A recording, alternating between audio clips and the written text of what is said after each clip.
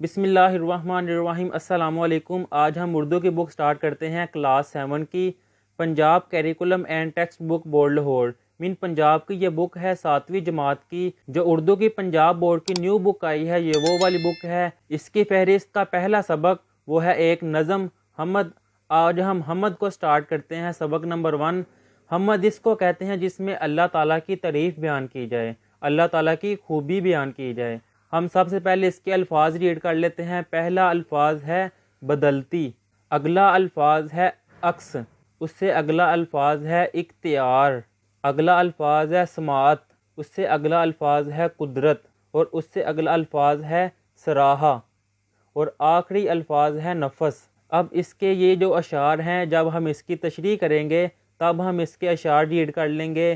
اس نظم کو حمد کو لکھنے والے جون سے ہیں وہ ہے مظفر وارثی، یہ ہے رائٹر۔ اب ہم اس کا مرکزی خیال ریڈ کر لیتے ہیں۔ اس کا مرکزی خیال ہے، اللہ تعالیٰ اس کائنات کا خالق و مالک ہے، کہ اس ساری دنیا کا مالک اللہ تعالیٰ ہے۔ دنیا کا نظام اس کی حکمت سے رواں دواں ہے، کہ دنیا کا جون سا نظام ہے وہ اللہ تعالیٰ کی مرضی سے چل رہا ہے۔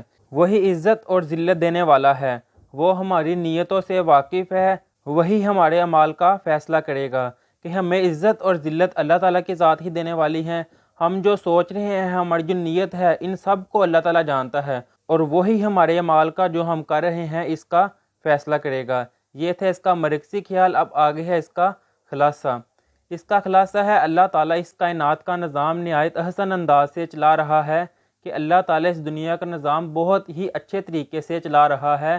وہ نظر نہیں آتا مگر کائنات کی ہر چیز میں اس کی قدرت کے جلوے نظر آتے ہیں۔ اللہ تعالیٰ کی کامل کاریگری دیکھنی ہے تو رات دن کا بدلنا دیکھو۔ اللہ تعالیٰ کی ذات ایسی نہیں کہ اسے بتوں میں تلاش کیا جائے، بلکہ وہ سب چیزوں کا خالق ہے۔ کہ ہم نے اگر اللہ تعالیٰ کی کاریگری دیکھنی ہے تو ہمیں دیکھنا چاہیے کہ رات کیسے دن میں بدلتا ہے، دن کیسے رات میں بدلتی ہے۔ وہ سب کچھ، یہ سارا نظام اللہ تعالیٰ ہی چلا رہے ہیں۔ کائنات میں اللہ تعالیٰ کے حکم کے بغیر ایک پتا بھی حرکت نہیں کر سکتا۔ بے شک اس میں کوئی شک نہیں کہ دنیا میں جتنی بھی چیزیں ہیں، یہاں تک کہ ایک پتا بھی اللہ تعالیٰ کی مرضی کے بغیر حرکت نہیں کر سکتا۔ بے شک عزت و ذلت اسی کے ہاتھ میں ہے، جسے چاہے بادشاہ کر دے، جسے چاہے فقیر بنا دے۔ اللہ تعالیٰ ہی ہے جو تاریکی کو روشنی اور روشنی کو تاریکی میں بدلنے والا ہے۔ زندگی اور موت اس کے قبضے قدرت میں ہے، ہمیں صرف اسی کی عبادت کرنی چاہیے۔ کہ اللہ تعالیٰ کی ہی مرضی ہے کہ وہ جس کو مرضی بادشاہ کر دے، جس کو مرضی وہ فقیر بنا دے، یہ سب کچھ اللہ تعالیٰ کے ہاتھ میں ہے۔ یہ تھا اس کا خلاصہ۔ اب آگے ہے اس کی تشریحات۔ شعر نمبر 1 ہے، کوئی تو ہے جو نظام ہستی چلا رہا ہے، وہی خدا ہے، دکھائی بھی جو نہ دے، نظر بھی جو آ رہا ہے، وہی خدا ہے۔ اس میں ہم خاص الفاظ دیکھ لیتے ہیں۔ اس کے پہلا الفاظ ہے نظام ہستی، اس کا معنی ہے زندگی کا نظام۔ اگلا الفاظ ہے دکھائی، دکھائی کا معنی ہے نظر آنا۔ اب ہم اس کی تشریح کرتے ہیں۔ اس کی تشریح ہے، شاعر اس شعر میں اللہ تعالیٰ کی تعریف کرتے ہوئے کہتا ہے کہ در حقیقت اللہ تعالیٰ نے اپنی ذات کو نہایت اعلیٰ عمدہ طریقے سے منوایا ہے۔ وہ نظر نہیں آتا مگر اس کی بنائی ہوئی کائنات اور اس میں کار فرما نظام اس کی ہستی کا ثبوت دیتے ہیں۔ یعنی کہ شاعر اس شعر میں کہتا ہے کہ در حقیقت اللہ تعالیٰ نے اپنے آپ کو اس طرح منوایا ہے کہ وہ ہمیں نظر نہیں آتا، لیکن دنیا میں جتنی بھی چیزیں ہیں، ہر چیز میں اللہ تعالیٰ کے جلوے نظر آتے ہیں، اللہ تعالیٰ کی قدرت کے جلوے نظر آتے ہیں۔ کائنات کا نظام بغیر کسی چلانے والے کے خود بخود نہیں چل سکتا۔ سورج کا اپنے مقررہ وقت پر طلوع و غروب ہونا، موسموں کا آنا جانا، چاند، زمین اور دیگر سیاروں کی محسوس گردش اس کی شان قدرت کی نشانیاں ہیں۔ اگر اس کائنات کو کوئی چلانے والا نہ ہوتا تو دنیا کا یہ نظام بے ہنگم ہوتا۔ یعنی کہ سورج کا آنا، سورج کا غروب ہونا، موسموں کا بدلنا، چاند اور زمین اور باقی سارے سیاروں کی گردش، ان سب چیزوں سے اللہ تعالیٰ کی قدرت کی نشانیاں ہی نظر آتی ہیں۔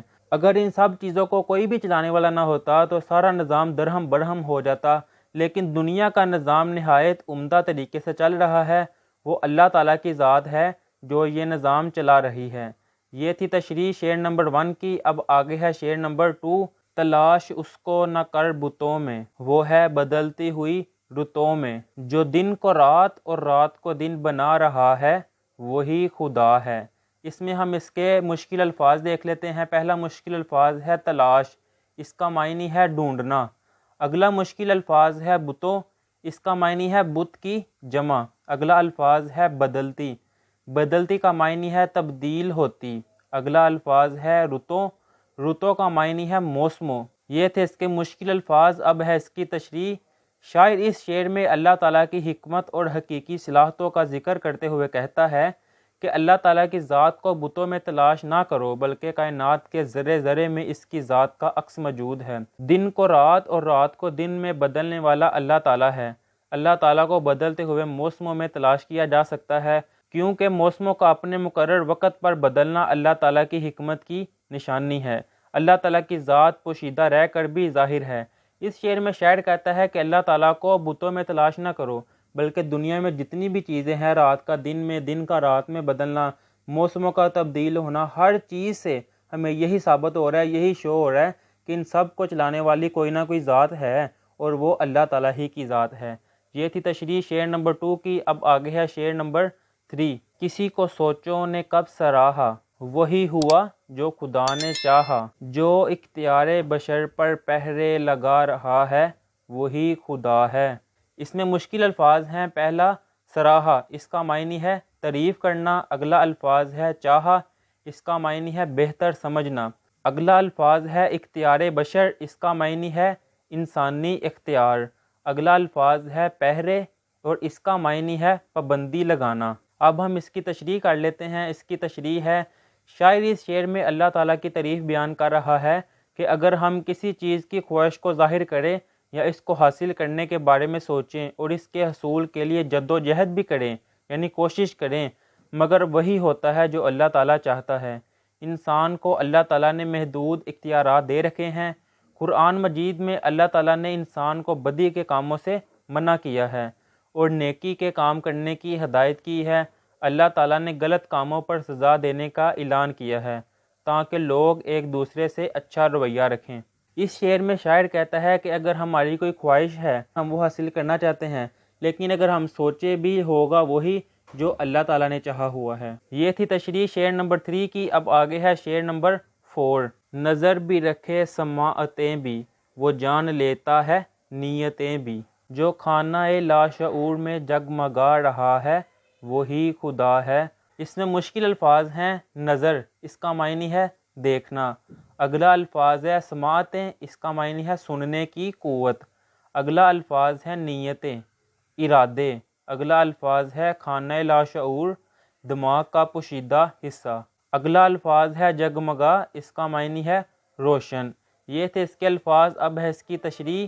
اس شعر میں شاعر اللہ تعالیٰ کی صفات کا ذکر کرتا ہے کہ اللہ تعالیٰ بصارت رکھتا ہے، وہ ہمارے تمام معاملات دیکھ رہا ہے، وہ سماعت رکھتا ہے، وہ ہماری سرگوشیاں اور دعائیں سن رہا ہے۔ بصارت کا مطلب ہے دیکھنا اور سماعت کا مطلب ہے سننا۔ وہ اپنے کمال علم سے ہماری نیتوں کو جان لیتا ہے۔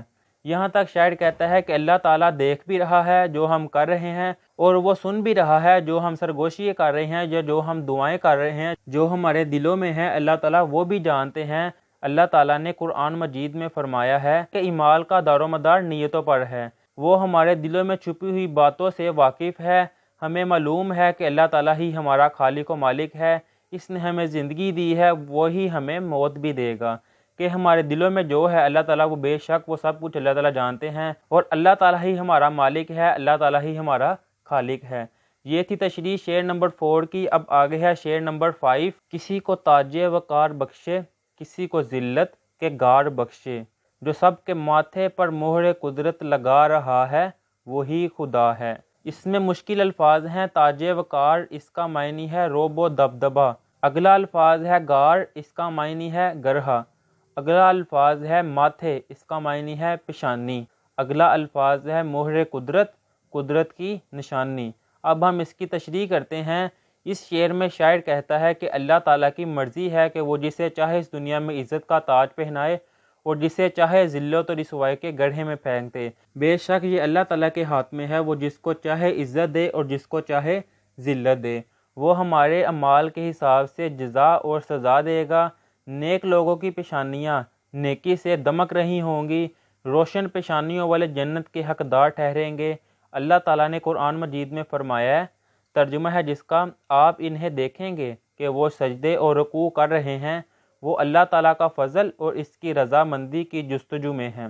اس کا نشان ان کے چہروں پر سجدوں کے اثر سے ہے۔ یہ تھی تشریح شعر نمبر 5 کی۔ اب آگے ہے شعر نمبر 6۔ سفید اس کا سیاہ اس کا، نفس نفس ہے گواہ اس کا، جو شعلہ جاں جلا رہا ہے بجھا رہا ہے وہی خدا ہے۔ اس میں مشکل الفاظ ہیں۔ سفید اس کا معنی ہے گورا، اور اگلا الفاظ ہے نفس، اس کا معنی ہے روح۔ اگلا الفاظ ہے گواہ، اس کا معنی ہے شاہد۔ اگلا الفاظ ہے شعلہ جاں، زندگی کا چراغ۔ اب اس سے آگے اس کی ہے تشریح۔ اس شعر میں شاعر کہتا ہے کہ کائنات کی ہر شے میں اللہ تعالیٰ کا جلوہ نظر آتا ہے۔ وہ تمام سیاہ اور سفید کا مالک ہے۔ سیاہ کا مطلب ہے رات اور سفید کا مطلب ہے دن۔ رات کی تاریکی اور دن کا روشن ہونا اس کی قدرت سے ہے۔ سورج اس کے حکم سے نکلتا ہے، اس کے حکم سے غروب ہوتا ہے۔ قرآن مجید میں ارشاد ہوتا ہے بے شک مشکل کے ساتھ آسانی ہے، روشنی کے ساتھ تاریکی ہے۔ جس نے زندگی دی ہے اور زندگی کا چراغ روشن کیا ہے وہی اس چراغ کو بجھا کر موت بھی دے گا۔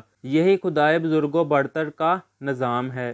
اس شعر میں شاعر کہتا ہے کہ دنیا میں جتنی بھی چیز ہے ہر چیز میں اللہ تعالیٰ کی قدرت کا جلوہ نظر آتا ہے۔ سورج کا نکلنا، سورج کا غروب ہونا، دن کا نکلنا، یہ سب کچھ اللہ تعالیٰ کے حکم سے ہو رہا ہے۔ یہ تھی تشریح شعر نمبر 6 کی۔ اب آگے ہے اس کی مشق۔